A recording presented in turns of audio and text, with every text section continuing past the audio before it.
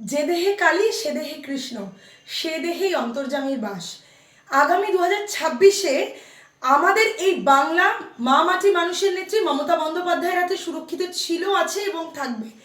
এই বিজেপিতে চক্রান্ত করে বাংলার মুখ থেকে মাছ, সংস্কৃতি, শিক্ষা কেড়ে নেওয়ার যে প্রোপাগান্ডা চালাচ্ছে তা সম্পূর্ণরূপে ভেস্তে দেবে। যতই তোমরা এসআইআর করো, এই বাংলা ফের মমতার, ফের মমতার, ফের মমতারই হবে।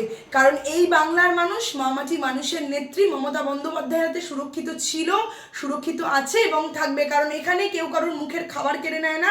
কে কি খাবে, কে কি পড়বে, কে কি বলবে, কে কোন দেবতার পুজো করবে সেটা ঠিক করে দেয় না।